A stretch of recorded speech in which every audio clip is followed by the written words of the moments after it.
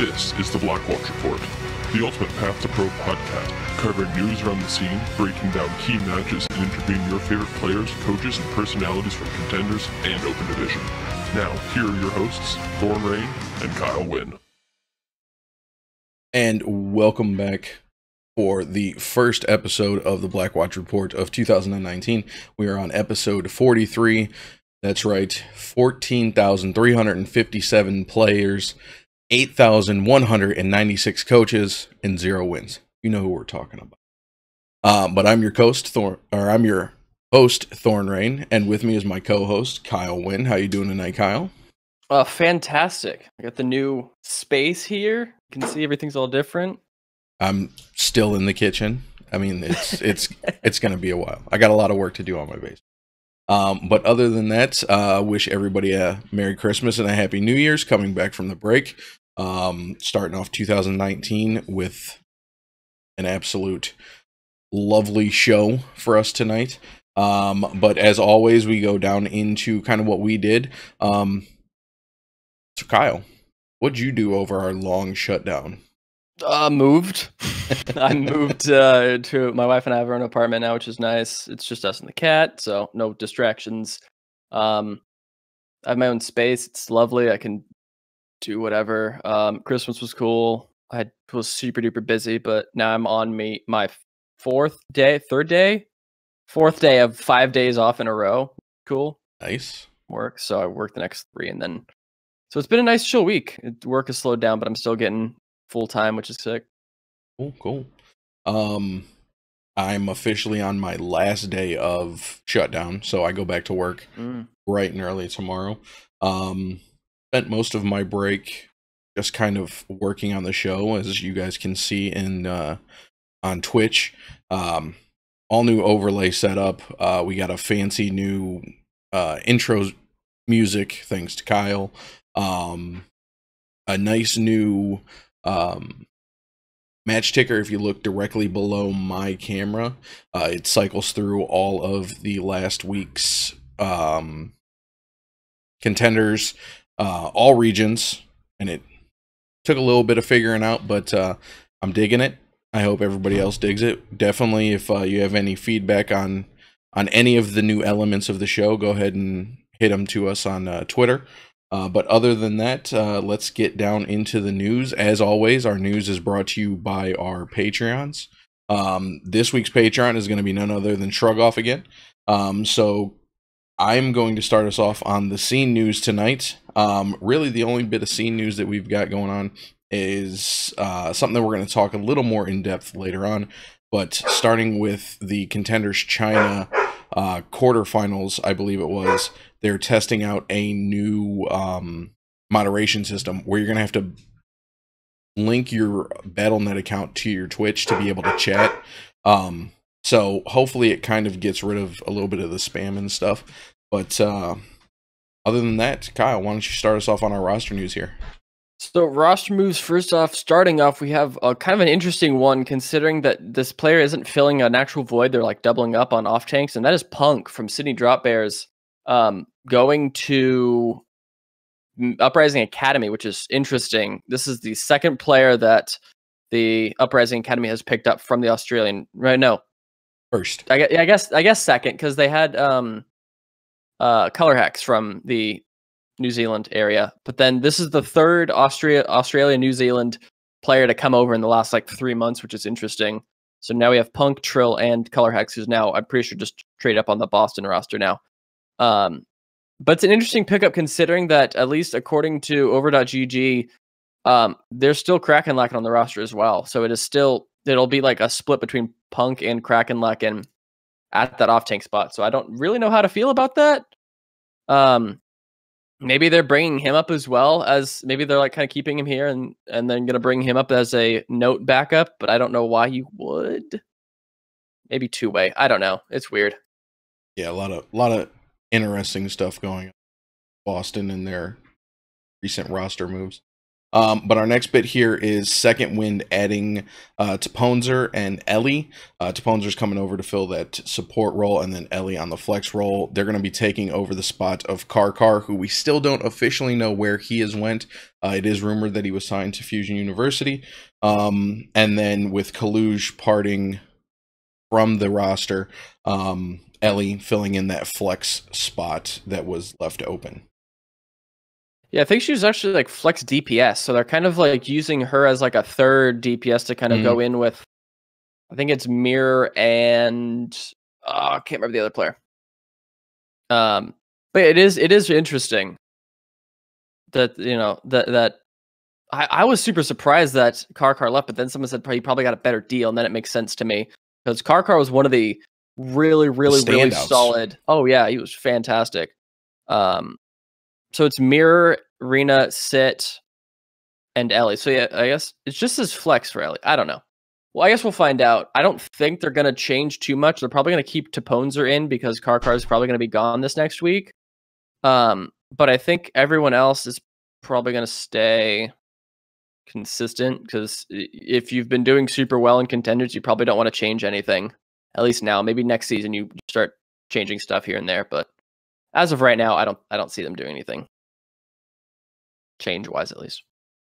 That'll bring us into our third bit of news here, and that is we have Org after being relegated down to trials, missing playoffs. They have announced the free agency of their roster in KangaKanga, Crems, Chubz, Karra, TwoIzZ, and SpoxXez. Yeah, that last name's. I was trying to figure out how to pronounce. I couldn't do it either. That's why you gave it to me. Yeah, that's exactly why I actually shuffled the news around. But after being relegated, 2 seasons, having to go up through trials, we don't know what's going to happen with the roster spot or the team spot going into trials. They still have a spot in trials, so we'll have to wait and see. I forget who the owner was, but he's going to have a big choice to make here coming up if he's going to try to rebuild the roster and look at making a run in 2019 or selling off that trials position. But our next bit of news here is XL Academy is adding to their coaching staff. They're bringing on John as a new assistant coach. So congratulations to John on getting the call up to work with XL2.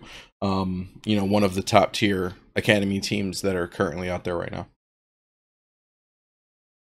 And then last little bit of news. This is an interesting one because it's information that we don't really know 100% what we can gather from it. But it is information. So we have Lucky Future reveals that the transfer fees from their former Lucky Future Zenith players in US dollars was as follows: Marvel at 90K, Michelle at 95K, both of those going to Seoul Dynasty, DM and Erster $175,000 each, DM going to Shanghai, Erster going to Atlanta. IDK, I don't know where he went. I think one of the IDK went to Spark. Hangzhou Spark, and then Gary, I think, was on Hunters. Hunters, yeah, for 51K. And so I believe, who was this that brought this up in chat? This is interesting. So me and Monkey Prince says, yep. Yeah.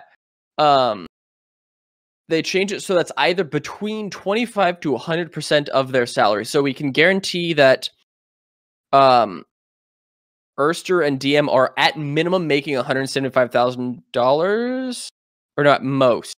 At minimum. At minimum, yes, yeah, correct. If the buyout is at 100%, yes, they're making 175. If it's at the 25%, it could be 4 times that. So which is nuts. But you're anywhere between 4 times this and this number for their salaries. I would be surprised if these weren't the entire numbers, just based off of Gary is kind of a risk going to a cheap team who's probably they'll pay minimum for him. DM and Erster are pretty big names. I mean, Volamel says that Erster very well could be the Season 2 Carpe. So, yeah, I'd pay $175,000 for that if I was Atlanta. But yeah, these are really interesting because this is the closest we have gotten really to more salary information.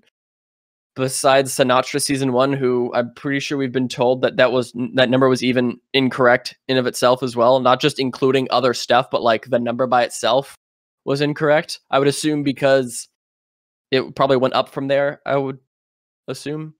And then we also heard a rumor that who's the DPS that Gladiator signed from KDP? Roar and oh god, I don't remember off the top of my head. who was it? Find out. I'm here right now.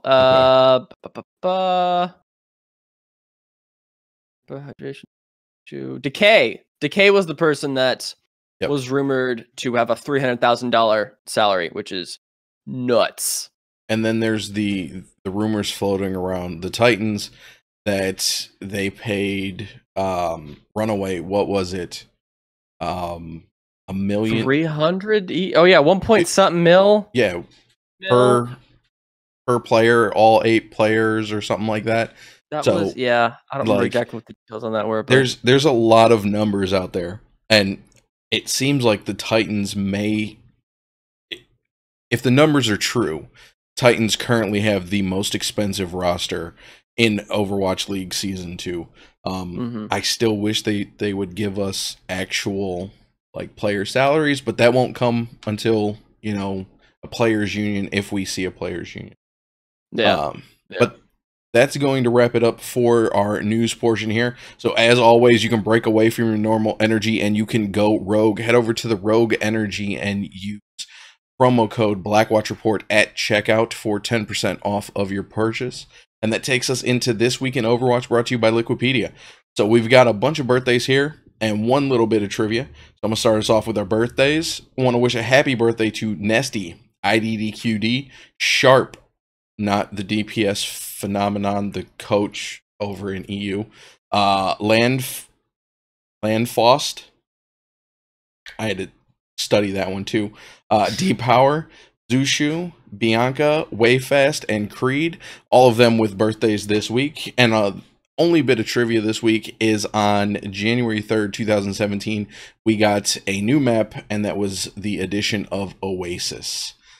So let's roll down into our quick play here. So Kyle, why don't you start us off with the standings over on Group A, and I'll take Group B. So Group A is where it is not interesting. There is nothing up in the air for these next matchups besides like possible history breaking here. But main thing here is we have on the top of Group A is Atlanta Academy with a 4-0 plus 12 map record, 14-2 on maps. Really, really good. Below them is Fusion University, 4-0 as well, but 11-1-6 with only a +5 map differential. So Atlanta Academy was much more well rehearsed and just clean. Dominant. Yeah, they were solid. Below them is First Generation, who's 2-2 with a +3 differential. Uprising Academy below them as well, scraping into playoffs with a 2-2 -2 map differential. And then 100% guaranteed out. You are back down to trials. Mayhem are not. They're not back down to trials because it's restarting. Mayhem Academy at 0-4 with a -8 map differential, and Kangarna 0-4 with a -10 map differential. Both teams get map wins though, so good for them. But they are both out for playoffs. Yeah, and like you said, Kangarna officially has to go back through trials. At least Mayhem gets their invite right back, so they don't have to, you know, fight their way through trials. And we would have seen it in, well, Season 3 this season, if GGA hadn't blown up, and we possibly would have seen it with Mayhem Academy if the rules wouldn't have gotten changed. I want to see an Academy team fight through trials. I want to see it happen. They need to stop finagling the rules. Hopefully, they don't do this with every season, and we do get to see the actual relegation portion work the way it's supposed to. So, Group B, this one's a little more interesting because there's still teams that are fighting for their life over the next 2 days. All of these matches will be on Thursday evening. So, starting us off, we have Second Wind, coming in absolutely dominant in Group B with a 4-0 map record of 13-0-5 with a +8. XL2, their only map loss with their 3-1 is to Second Wind, which was a phenomenal matchup. They're sitting at 13-0-4 with a +9, so a slightly better map differential, but that one loss is what's putting them down there in second. So now the teams that are fighting for their lives, we have Gladiators Legion sitting at 2-2 with a 9-2-6 with a +3. NRG also at 2-2 with a 6-1-9 with a -3. And then we have Team Envy currently sitting in the possible relegation spot with a 1-3 win rate with a 7-1-8 map record with a -1 map differential. And then the Sky Foxes, poor Sky Foxes, sitting at 0-4 with a 0-0-16 -16 map differential. At least Mayhem and Kangarna got some map wins. Yep. But Sky Foxes sitting there absolutely devastated after running, you know, multiple versions of their rosters, going to a full Korean roster, changing coaches, adding coaches. It's horrible. We'll get into how these teams that are still fighting for their lives, it can play out. We'll talk about that a little bit later.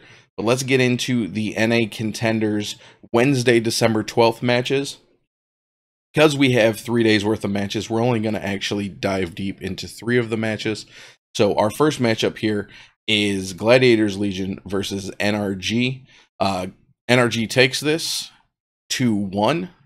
Kyle had this going to NRG 3-2. I had it going to the Gladiators Legion 3-1. And then over on Twitter, Elk had this going to NRG also. So Kyle, why don't you break this down for us? So starting off, Gladiators Legion just do not look hot on Lijiang Tower. They got 0-2'd and did not get a single percentage on either maps, or either sub-maps or stages, or whatever you call them. So that was just like a wash. Okay, restart. Let's move on. Next is Numbani, where NRG got a 4-3. Then Hanamura, it was a 5-5 draw. It's interesting, like you don't often see like a 1-1 draw, or you often see like the 3-3 draw. But then the 5-5 is kind of rare to see, but you saw it. And with that, we knew that NRG won the matchup because a 2 wins for NRG, and the draw means that Legion cannot come back and win. So then on Dorado, the Gladiators win was kind of just saving face. Looking at the roster of NRG, Stand 1, Byram, and Hello I'm Halo all had great performances on Numbani. All of them had, you know, great showings. Oh, yeah. This was interesting. So far, on the side of Gladiators Legion was on, I think on their offense, he swapped to Widow just to kind of get scouting. And then Byram was kind of going for the cheeky right click on defense as Zenyatta. Got capped immediately. And that was coming out of spawn right at the start. Literally at the start. And then they're like, go, we got Zen. Run forward, run to point, cap it, good. All done. And then lastly, Byram also got entry pick back onto Rolf on their attack. So it was a battle of entry picks. From Zens and against Zens.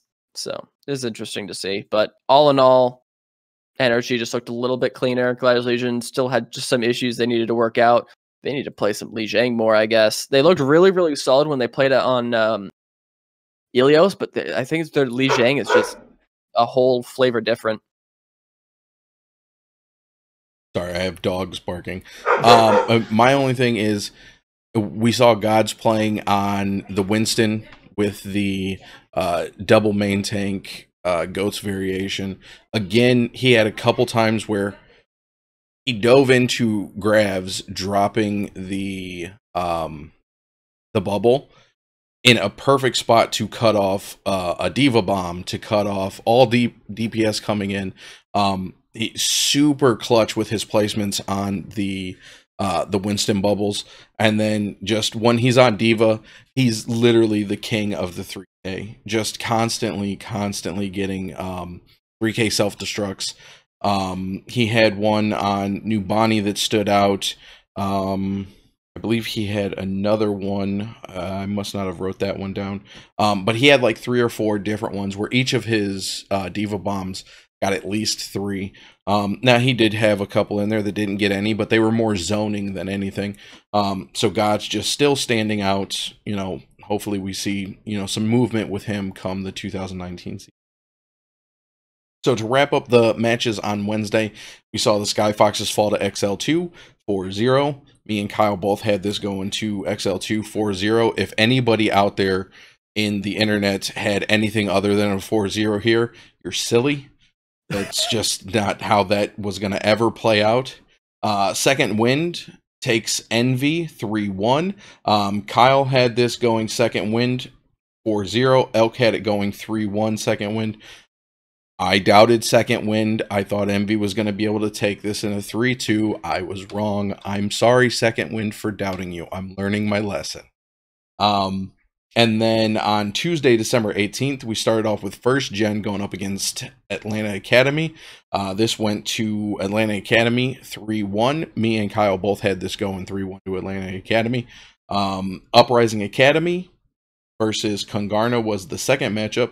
We both had this going to Uprising Academy 3-2. We gave KangaKanga a little bit of a benefit of the doubt here. They were only able to secure 1 map win, so they lost that 3-1 to Uprising Academy.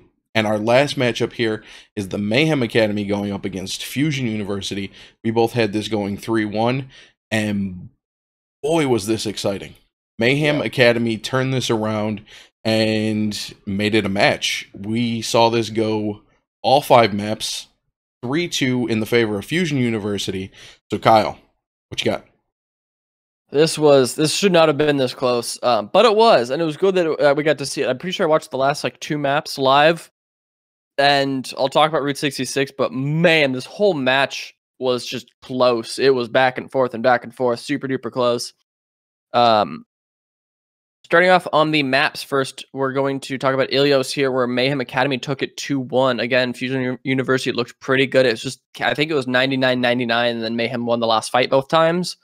Moving over to Hollywood as well, it was a 3-2. Fusion University were not able to cap out all the way, but Mayhem Academy were. Hanamura is where Fusion University had to turn it around, and they did. And they took that win 3-2. Route 66, I'll talk about more in detail, but was a 1-0 full held for Fusion University in their favor. And then finally on Nepal, it had to come down to the 3rd map of the 5th, the final tiebreaker. Ooh, it was close, but Fusion University took it 2-1, giving them the 3-2. Starting off, Mayhem Academy look better than they ever have on this matchup. They're playing like, really aggressive. Go ahead. It's like they're starting to feel the way that their new tank line plays.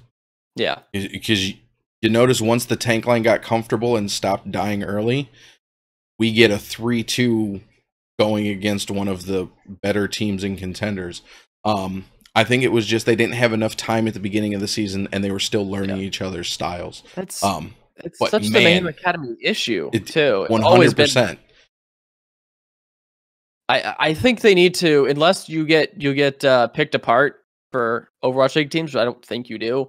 I think you need to keep this roster. It has potential. Maybe switch around a couple. I'm still not keen on the back line. I think your tank line is good. Mm-hmm. I mean, they're both OWL players, so they should be good. But I think you should probably just kind of try to get this team up, you know, just keep coaching them. Don't just swap them out and mulligan it just because you lost. They're looking better. Mainly in that Fact Fiction, who always kind of looked out of place. And now he's kind of got it, seemed to get it figured out, I guess. It was weird. Like, he kind of used to just get over aggro and get picked, but now he's just aggressive enough, and the team is playing around him aggressively as well. And yeah, like it just seems like they're playing around his aggression more, was they previously would like let him be aggressive and be like, oh, what are you doing? You're going way up there by yourself. And then he would feed and die and look awful. But like if the team plays around him more like they seem to be doing, it results in a better match. Hmm. Looking at next here, Manitin gets a really good key gravity to stop the momentum on Hollywood. I think that this was Fusion University just rolling forward, and this was right at the corner in the third stage, right before you go through the long straightaway.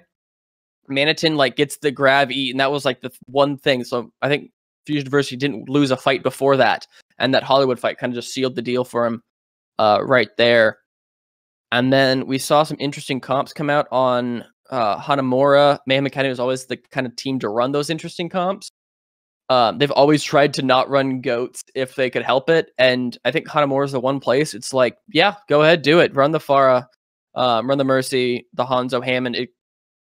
It was weird, I think, at the time, but like, I think we saw it on the Seoul Dynasty versus Guangzhou Charge match. They did that. Every team seems to kind of be doing that as like, that's the meta for that map now. So it's not as weird. And then we get to Route 66. And man, this was like my favorite map to watch because it was weird and beautiful. So we saw Neist on the Sombra, I think it was. Was it Neist? I thought it was like Bernard running. It was Neist on Sombra. Yeah. Neist on Sombra, and then Bernard ran the Zarya on the defense. And he would hit the EMP, like they would sound barrier first, which is I don't think you want to be doing that. Like you usually wait for you hide as the Lucio, wait for EMP to come out, then you sound barrier. But they'd be sound barriering, and then here comes Neist, just throws his translocator, EMPs everyone, fights just cleaned up instantly. And so they get the full hold on defense, but man, where it gets weird is on Fusion University's attack. I think they ran a bunch of weird screwy stuff. All kinds of stuff. They ran the not weird screws. It's not like it's a bad comp or whatever. They were just running the quad or triple DPS, Farah with some Widow and some Hanzo and stuff like that. But they like get stalled to the last second. They almost get even more full held and lose right there. But who comes up clutch is Neist, the ever living. We give him match MVP just because he not only did he stay alive, but he also got like 2 picks towards the end on Tracer. He was on the card for like 30-40 seconds too in overtime, just stalling while his team gets back. Then Alarm gets 2 more, and that's it. All of his blinks, his recall, all of his movements, he danced around the cart almost to perfection. Like, it was insane sitting there watching because they were literally right on the edge. And you saw Twitch chat blow up in C9. It really wasn't a C9 because of all the kills, but they were Mayhem was so close to being able to stop him. But Neist switches off of the Farah, goes the Tracer, does the Tracer dance, and absolutely just the whole team was able to get back. Every member of Fusion University was able to get back to the cart because of Neist's play. So just on Route 66, we saw him on Sombra, Farah, Tracer, all of which he played to phenomenal levels. On Hanamura, he played on the Farah, which was absolutely amazing. We got to see Snillo on Hanzo, which was great. I'm loving the fact that we're not seeing on every single map goats. Like, yes, there's some maps where we get the goats mirror match and it's just beating into each other. But like you said, Hanamura, now Route 66, we're seeing a little bit of switch ups here. I do want to say something about Apply on the Route 66, their defense. Apply was on Zarya.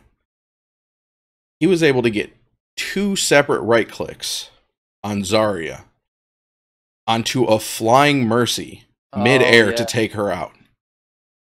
The skill to get those shots was insane. Watching him pull those off, it was a thing of beauty. I should have clipped those. But I believe that is everything. Did you have anything else for the Fusion man? Yeah, I had the last one. So on Nepal on Village, We saw Chongsik trying to go for the flanking shatter, or as Ham Tornado calls it, the Reddit play. And he moves to the right more, and then they hear his footsteps. At least I'm pretty sure that's what happened. And then they turn and then just wreck him, and he still uses shatter, gets killed, and it's just, oh man. It was it was like huge risk, not good payoff. It would have been pretty good reward if he got it off, but like it just did not work out for him. That every time he shattered, Twitch chat said, Ainsick misses another shatter every single time. But he did have a couple pretty nice shatters throughout the match. But that wraps it up for all of the Tuesday, December 18th matches, which takes us into the final set of matches here for last week. Or, well, the last week of play. We have Wednesday, December 19th. We have Second Wind going up against XL2. This was the big one. This is the one that we both had said, like, this is where Second Wind needs to prove their dominance. Like, yeah, they've beaten Envy, and they've beaten who else did they beat Sky Foxes, and they beat the Gladiators Legion. XL2 is that's the top of the cake. Like that's the one they want. And man, was this a banger. This went the way of Second Wind 3-2. Absolutely phenomenal. If you watch any matches over the last week, watch the Second Wind XL2 match because it's just great play. So Kyle, start us off here. What do we have? Starting off on Ilios, Second Wind take it 2-1. And then on Hollywood, we saw a full hold here from XL2, and then Hanamura, we saw a full hold from XL2. So man, those two maps were crisp and clean, no caffeine. And then Route 66 is where Second Wind brings it back with the 2-1. And then finally on Nepal, the tiebreaker was not as close as it was for the Fusion University match, luckily for Second Wind. Starting off, Second Wind looks so clean. They like the thing about Goats Comp, I think I've mentioned it kind of a lot. And I kind of appreciate this because it's not a individual showing. It's not like Carpe is the best Widow because he clicks the most heads. It is, this team is all doing their part. It's like a fine watch, you know, every gear is turning perfectly, everything's clicking right. And that is what Second Wind are doing. They're getting their combos right there. Bash Shatter. I don't think I've seen them miss like very many Bash Shatters. Like I don't recall seeing any missed. They're hitting those, they're hitting their Grav Diva bombs, right? Just like their communication has to be really, really on point because it looks, you know, at least that's the way it appears from the outside. It's hard to tell when you're not in comms. They run a Sombra Farah on Lighthouse, and then McCree counterpicks it with the McCree, and I don't know what, you know, you or anyone watching knows about logics on McCree, but he's pretty good at it. Like he's pretty good at McCree. Yeah. He's like kind of good at hit scan. And they did a really good job of like not feeding into it at all. They kind of played around him. They respected him, tried to get the counterpicks where they needed to, but they burdened out the tanks. Like they didn't all in focus him and get shredded by him, but they also didn't completely ignore him and get completely destroyed. They played around it really well, which as a Farah and a Sombra who could get decimated by a good McCree, they played that smart. And then it really comes down close here. I think it was on XL2's defense on Hanamura or on Hollywood to give them the final hold. Like Second Wind are so close. They're so close to getting it, but then Logic comes up on the Zarya, gets a grav, then comes back or dies, you know, after he used the grav, comes back on Tracer, gets like a couple as well. He just had like a fantastic showing here. Well, and what gave Logix the time to get back on the Tracer was Clone Man dancing from the point into the cafe, shield up, shield down, shield up, shield down. Just his movements were perfect. Just moving back and forth, getting behind the wall to stop the damage so he could get a little bit of shield back, pop out, you know, stop the overtime or the timer from ticking. which gave Logix the time to get back and then just, you know, do Logix things on Tracer. So that stall between Logix and Clone Man, just phenomenal gameplay for those on that matchup there. Yeah, and then speaking of Clone Man on Hanamura, it was kind of Logix and him, but then on Hanamura, it was just him who, I think he got like 3 to finish it, maybe 4 on Hanamura to seal again the complete full hold. So again, just those 2 maps were super clean from XL2. Second win like really gave it their all, but it really like XL2 pulled into their pocket and pulled out some clutch plays here. Oh, yeah. One of the interesting things I want to talk about is it seems like in a couple of really key times, I think it was last fight on both Hanamura and on Hollywood, Krill was just up a little too far, and XL2 were really good about recognizing that vulnerability, diving on it. I think he just like he got split off, he advanced, and the rest of the team didn't. So I think that's like the one little thing they need to work on, or at least it appears that way. It just seemed like he was kind of on a different wavelength on occasion. But let's close it off here and talk about Fried Wiener or Fried Winner, depending on. Now hold on, because I have a gripe here. Okay, and it's a pretty big gripe. Now, okay. How do you spell winner? WINNER. So if it was winner, there would be 2 N's. There would be 2 N's. Yes, it's Fried Wiener. Yes, and there's nothing. Or we go Ferd Winner, which is that's Ferd like Swedish or something. I don't know. Yeah. I just want the caster to say Fried Wiener, man. Like that's his name. Like I don't think it's not like it's a it's not NSFW. You can say that. It's a fried hot dog. That's all it is. Like I'm German. That's what we call them. Just say Fried Wiener. Like every time they said Fried Winner, I was like, no, it's Wiener. Not 2 N's. Man. But yeah. And just phenomenal play by Mr. Wiener. Can we get a clip of that? No. So we gave him the match MVP for a couple reasons. On Route 66, they almost get full held on first on Route 66, but then he gets a 4K bomb. Clears the fight, they move forward again. They almost get stalled on second. Gets a 2K bomb, seals the deal. Like now they can move forward in the next fight. So they're literally stuck at the door, getting held by XL2, and it like he pulls out 2 clutch bombs there, eats 3 grabs in a row on defense. Logic's not having a good fight or a good map here. Threw 3 bombs in. Fried was just there every time. 1, 2, 3 in a row. Ate a blizzard on Nepal Village. Ate another grab on Sanctum. He was just to put it in the way of Hex. He was Johnny on the spot with this defense matrix. Always, every time, just perfect. So he really came in clutch for these last 2 maps, and for that, Fried Wiener, match MVP. Wins XL2 or one hungry boy? I'm going with the one hungry boy on this one. Just absolutely phenomenal play from Fried Wiener. The big bang combo between Mir and Fried Wiener on Route 66 was absolutely amazing. On Nepal, Akawa had a massive shatter. I want to say he got 4 or 5 people in it. And then CarCar.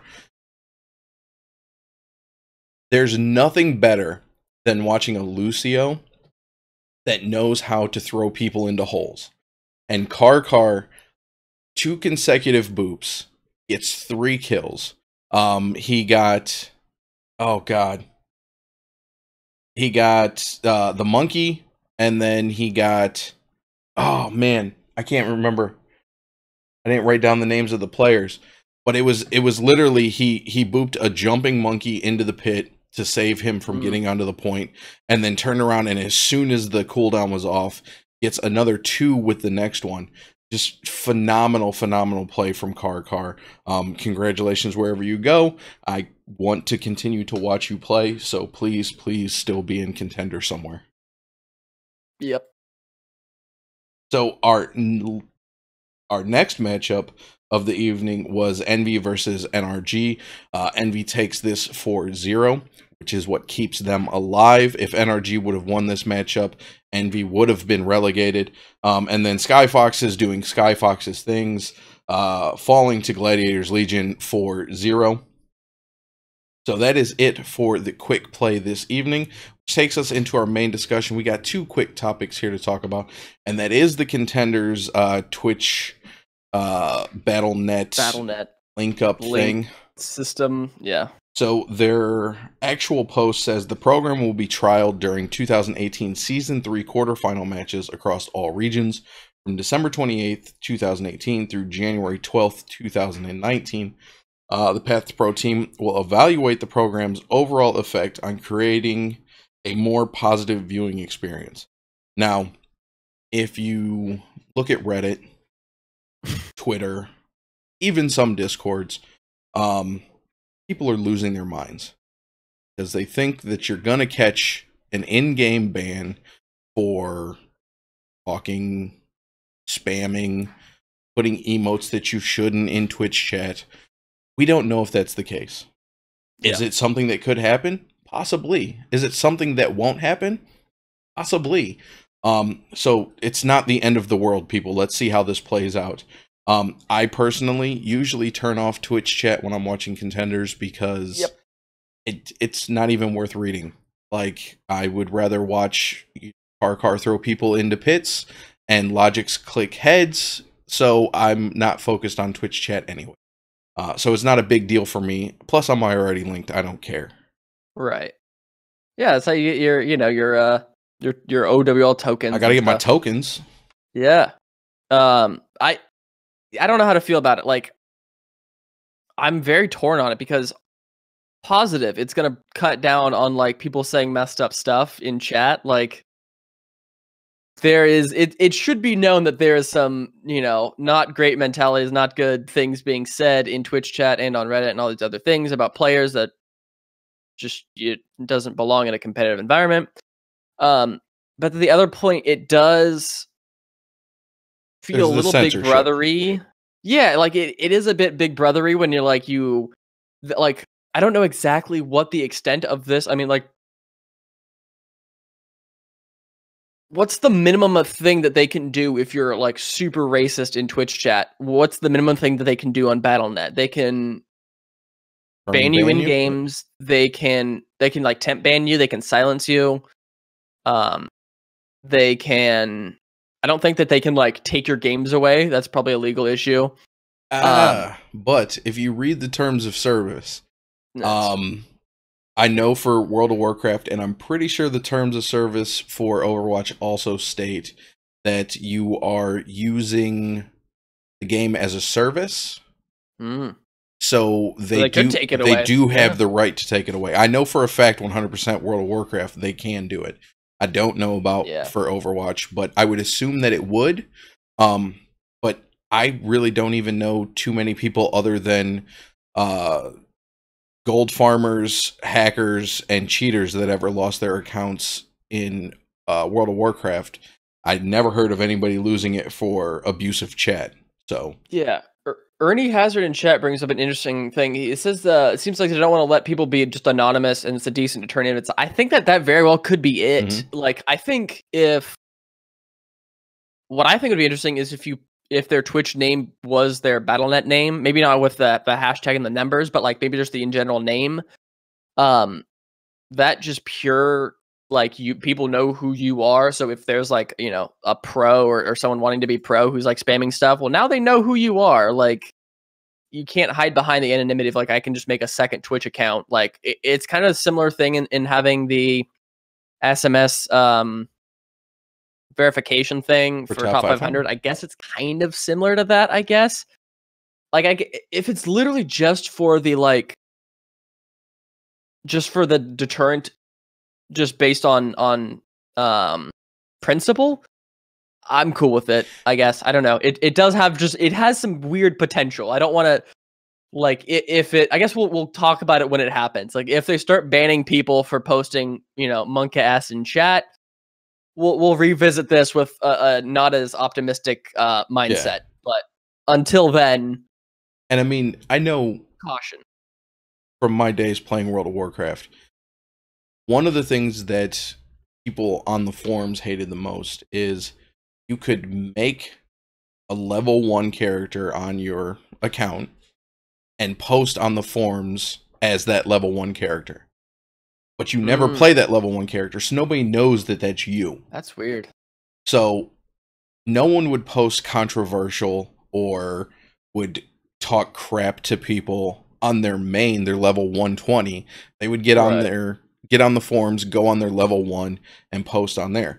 So a lot of people on the WoW forums were asking for, if you're going to post, you have to post on your main.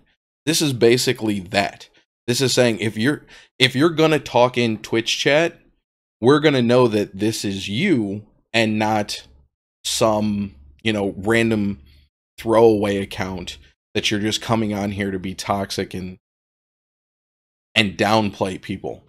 I mean, we saw it in Overwatch League Season 1 with the Tryhard 7s. That got removed. The Pepe's got removed. They're things that were tied to controversial issues, and they didn't want them filling their league's chat with that. If this gives them a way to better filter out, because now they know that, Jim Bob 1720 was, talking all kinds of racist or posting the ASCII, penises and anime girls, and which, another thing, this will help if it's something that the teams could use on their team Twitch channels, if it goes through, especially when they do events, matches and team reveals, and there's no moderation whatsoever. This is something that will deter people from doing this. So as long as it's that, and it's not, like you said, just getting banned and losing your games for, a random emote spam, that's fine. But this next topic is where it gets interesting for me. So we have official word from where did you hear this from? Where did we get this from? I remember seeing it posted somewhere, but I don't remember exactly where. I pulled this off of Wikipedia, but I do know that it was officially shared by someone. I can't remember who it was. Okay. Well, I have to do some digging. So playoffs patch is going to be 1.3, which for contenders, this is the patch from a month ago. Yes. So we have Ashe officially in. You have Hog, Symmetra, Mercy, and Reaper have their changes, but you do not have the Doomfist nerfs to the Seismic Slam. I had to do the motion, so I remembered what it was. And there's no nerf to the Shield Bash, which some people said destroyed goats. Some people said it's not going to touch goats. We're not going to find out for playoffs. Yep, not going to find out anytime soon. Might see Ashe. I think the only place we will see Ashe, if we see her at all, will be on Route 66. We saw it on the Guangzhou Seoul show match a little bit. That was kind of cool. Maybe on Hanamura, but those are the only places you see weird stuff. Maybe Numbani. I don't even think it's in the map pool. So I don't. And another thing to note here is this is also without the hands of right or not the hand. The McCree right click buff. Oh yeah, Mick right click is not in with this one, I guess. Not in with this one. The Tor buffs aren't in. I forget what it is. Whatever live is right now, which is 1.31. So there's still a lot of buffs it's been out for there. Like 3 weeks or a month. This late, like that's the one thing that I found kind of weird about this is like, people say like, oh, give them adequate time to like practice. They've had a month. Like the month in regular play to like, why can't you just bring it up too real quick? Like, I don't understand it. It's weird, especially when like it will at least make players and teams need to try different things a little bit more. And I mean, if from the spectator point of view, I just want to try to see what happens when Brig has a shield bash nerf. Do teams play her less? Do they try to do other things? Do they just change the play style? I just want to see what would happen. I don't want to just keep waiting and guessing of like, does this destroy does this destroy goats? Who knows? Like I don't know. I don't trust that. I don't. And if you think about it, yeah. Regular season was played on 1.29. They're going to 1.3. Live is 1.31. Everybody's been playing on 1.31. We still have a week's worth of NA Contenders regular season matches to play. So that means on like 2.9 or whatever. We have 2 more days of 0.29. Everyone else in all of the other regions are already going to be playing on 0.30. But they've been playing on live servers with 0.31. So like NA is literally going to be playing between now and the first week of their playoffs, which we know based on the Contenders moderation changes would be no later than what, next week? Yeah. So in the course of a week and a half, NA Contenders, if they play anything on live, are going to be playing on 3 different patches in the course of a week and a half. Yeah. Like, can we figure out a better patching schedule? Can we figure out how to make this better? We've been doing this for a year, and we're still having issues with like 3 different patches. Like they played the Guangzhou Seoul show match on the latest patch, and then other people were playing on the patch before that. Like, there's got to be year, something. I'm hoping that when they start the new the new season of Overwatch League, and then Contenders moves to a 2-season-a-year thing, then they patch to that as well. That'll mean that we get like a halftime, like the mid-season break for Overwatch League will be the mid-season break, or the between-season break for Contenders, and then you can do a big patch then, and then just like it. I'm hoping that is the time they're like starting to get stuff together. So maybe we're just just 2 more months, man. Just 2 more months, and everything's gonna get back together. God, I really hope so, because this gets real confusing trying to figure out what people are playing with and what they're not playing. But that's it for our main discussion, which takes us into our speculation station. This is going to be our match preview for tomorrow and Thursday's matches. So tomorrow? No. Okay, hold on. Let me also just go out and say, Path to Pro, can you please stop changing your nights just every season and during the season? All of the matches tomorrow and Thursday. What the heck? Week 1 through 4 was Tuesday, Wednesday. Week 5 is Wednesday, Thursday. Because up until like yesterday, I thought that matches were tonight. We were going to wrap the show and I was going to get to watch Contenders. No, that's not the case. What is that? We literally moved the show to try to make it better and not have to worry about like having to do games. It still works out for us in the main part because we're not doing, between the same. But if we left it, would have been perfect. It would have been perfect. Like, just stop moving your days, man. Just figure out a schedule that works and stay that way. So anyways, tomorrow, January 3rd, or no, wait, January 2nd. What is today? Yes. Wednesday. Today's the 1st. Yes. Tomorrow, January 2nd, we have Mayhem Academy going up against Kangarna. I put out polls for all of the matches, which I'm going to do every Saturday. So if you're listening live, or I'm sorry, if you're watching live or if you're listening on the audio, check our Twitter on Saturdays. From Saturday until early Tuesday morning, we'll have a poll up to let us know who you think is going to take each match. So the community had this going to Mayhem Academy. 64% of the votes went to Mayhem Academy. Me and Kyle both have this going to Mayhem Academy 3-1. They are already out, as well as Kangarna. So this is just kind of a throwaway match.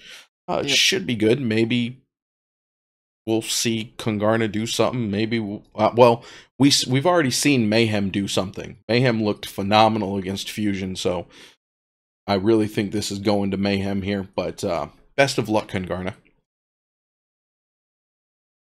And then, for this next one, I believe I had it incorrectly. I'm focusing too much on map differential and not enough on the actual matches. So I'll just disregard this. I'll just kind of break this. So next match at 5:45 p.m. Pacific, we have Fusion University versus Atlanta Academy. The community has it 62% in favor of Atlanta Academy. We both have it 3-2 in favor of Atlanta. I hope it's a 3-2. I hope it's not a straight cream. I want it to come down to the clutch moment and have like a sick sugar-free moment or a sick dogman moment or anything. Like, I want to see like the clutch moment really swing it for Atlanta. 3-2, all 3 maps on Nepal. Like, yeah. I want, like, take it to the limit. I mean, we know Fusion usually goes all the way to the full 3 maps on a Koth map, so we'll have to wait and see how that works out. And so with this, we have Fusion University who are in playoffs. They're locked. We talked about this before. Fusion and Atlanta are both locked, but this is for placement. Right now, Atlanta is on top because they have the map differential very steadily in their favor. But if they lose, then they're back to second place, and that'll change how their bracket works out. I think you want to be first because you play the worst team in the in the playoffs for the opposite group, for however that works. You want to be first. You also, if you're Fusion University, you do not want to lose. This will be your first loss in 3 seasons of Contenders. But as Shrugoff has said here, Atlanta Academy has looked virtually unbeatable this entire season, whereas Fusion University has looked very mortal, especially after the match against Mayhem Academy. Atlanta win 3-1. So I think, I think that this is kind of we share the same sentiment in that Atlanta have been looking really, really clean. They have lost 2 maps, I think. Yeah. Whereas Fusion University have lost 6 and tied 1. They have come super duper close to losing to a team that has not even made playoffs or gotten a win before. So I think this is it, man. This is going to be like the match of the night, probably the match of the season for me. Oh, 100%. It's just going to be, it's going to be huge. It's going to be awesome. Yeah, like just watching Atlanta progress through Contenders.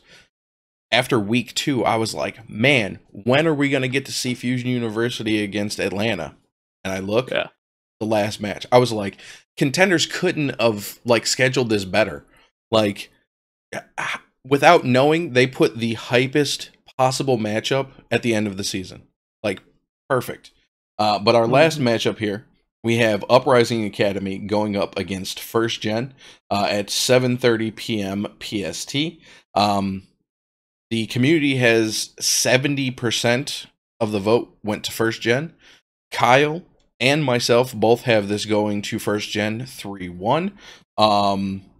Both Uprising Academy and First Gen are already in, and this literally can't do anything for them. They'll stay exactly where they're at, basically. Let me double check. The only difference is whoever loses is 4th, whoever wins is 3rd. That's how it's gonna be.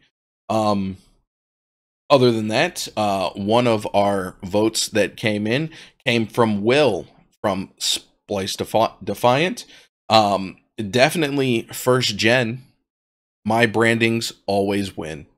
And I looked him up on Twitter, and this is the graphic designer for Splice and Toronto Defiant. And if he made the logo for First Gen... He did. I verified. He made the logo for First Gen. Are we gonna see? Are we gonna see First Gen be the Defiant... Are they gonna move to the Splice name? Are they gonna become the Defiant Academy team? That's exactly what I thought. Maybe? When you've got ties like that and you place well in Contenders, you're gonna be a roster that gets looked at. And if you have an win, those are the 2 that very well have a good chance of being picked up for an academy team. And I mean, we saw it happen with last season.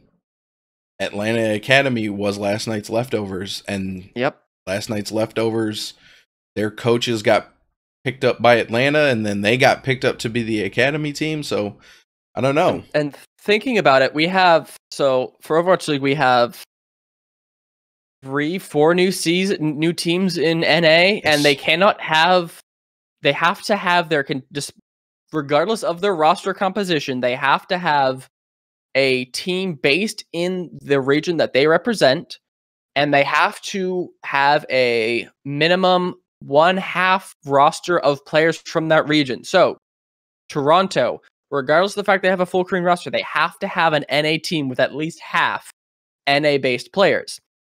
Vancouver, same thing. Atlanta, that's already settled, but Washington, same thing. And am I missing one? Atlanta, Washington, Toronto, Vancouver, Toronto. Vancouver. I think it's That's yeah. the 4. So those are the 4 teams coming in. We already see one of them. So we have 3 teams, and we have 2 unsigned rosters, one of whom is 4-0, has lost like 2 maps. So And yeah, like has beaten the second place in the previous 2 contender seasons. Yes. So keep your phone line open, second win. I'm just saying, keep your phone lines open. And you heard it here first between me and Kyle. First gen picked up by Toronto Defiant to play under the Splice branding as the Academy team. That's what we're calling. Yep. So our anyways next set of matchups is Thursday, January 3rd. Kyle, I'm gonna let you take this first one here. Yeah, so here's a really close match that really means a lot. No, this does mean a lot. So I'm pretty sure I broke this down here. For Envy, they need to win versus SkyFoxes here. Yes, they do. We have given them a 4-0 for Envy. The community is 93% behind them. They need to win, and I believe they need NRG to lose. Or if they 4-0 and Gladiators Legion lose, they're in as well. What do we know about SkyFoxes? They love getting 4-0'd, so that could win. They are already out of playoffs. They have nothing really to play for other than to get a $12 win bonus. Yes. So yeah, looking at it, Envy needs this. They need one of the 2 other teams to win, and they need to get a win themselves. Or they need one of Gladiators or Energy to lose. They really need that, and they need to win themselves. And they need to win pretty solidly, I think. I think if Energy lose at all and they win, or Envy win, they're good. If they 4-0 SkyFoxes and either team lose, they're good as well. And then to quote Jexus here on the comments is, I wonder if SkyFoxes can even win a map. New 0-20 question marks.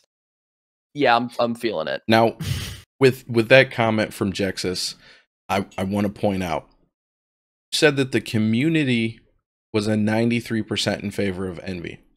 That means that 7% of the votes went to SkyFoxes. Someone out there is really pulling for an upset. I want you to show yourself. Come out of the woodwork. Don't hide. Tag us on Twitter and let us know that you are the brave soul that and said that the SkyFoxes.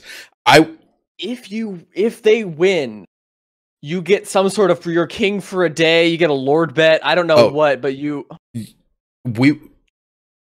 I'll say it right now. The next episode will be called King Whoever You Are. Prophet. We will name our next episode after you. If you come out and you can prove to us that you voted for that, because you can take a picture of your vote and share it to us. And if you get it, we will name next week's episode after you. That's a done deal. But our next matchup here is Second Wind going up against NRG. That's at 5:45 PST. The community has this going the way of Second Wind, 92%. Me and Kyle both have this going to second wind 3-1 over NRG. Second wind is already in, obviously, with the 4-0. They're basically just playing to maintain the #1 spot. NRG, they need to win and Envy to lose to be able to stay in, as Kyle said. So NRG are fighting for their playoff life. Like, they don't want to get relegated. Granted, relegation for them means absolutely nothing, but still, I would rather be playing in playoffs than, you know, just getting handed the walk back. So best of luck, NRG. You're going to need it facing off against second win, that's for sure. Yep. Next and final matchup here. So this is the day of it really matters, with Envy, Energy, and Gladiators Legion all playing in the same day. Wednesday is kind of just for like, maybe we can, like, it's all for kind of history and context. There's no actual you know, no one's in or out of playoffs because of it, but this day is a banger of a day on Thursday. XL2, Gladiators Legion, final match of the night. XL2 were already in. They are playing to, I guess, take the spot back from second win. I don't even know if they can. Unless second win get 4-0'd and they 4-0, they might have enough of a map differential to overcome the loss. Yeah. Something like that. Because the map differential is close between the two of them. XL2 Academy has +9. Second win has +8. Oh, okay. So I guess, yeah, if they would win only win, need a 3-1. Yeah. But second win has to lose. Yeah. And second win just for better placement in playoffs. Second win losing to NRG, it's like the slimmest of chances there. So XL2 is basically fighting to stay in second place. No. Yeah, and they're playing to screw over Legion here as well. So they're already when they're trying to take the first spot from second wind. But they need second wind to lose regardless. So if they win and second wind win, nothing changes for them. Yes, because second wind will have a perfect record. Yep. Gladiators Legion, though, they need to win, or they need NRG to lose, or they need Envy to not 4-0. So they have the best chance of staying in here as long as they win, or Energy lose, or Envy non-4-0. I mean, just based on that. One of these are true, they are good, but there is a chance. Quote, whatever that show is, so you're saying there's a chance. Yep. There is Dumb and Dumber. There is a chance that Gladiators Legion get kicked out of playoffs. It's not a good chance, not a high chance, not a chance I would bet money on. At this moment right now, my biggest bet is NRG is going to get relegated. Out. Yeah. I mean, looking at it, right? Skyfoxes, second wind, XL2. Who's the easiest of those three? Skyfox. After that, XL2 probably. We know that second wind is definitively better than XL2 based on match record. And second wind, so Energy has the hardest map, Envy have the easiest map. Because of that, Energy's pretty much out. Pretty much out. I mean, unless Envy throw.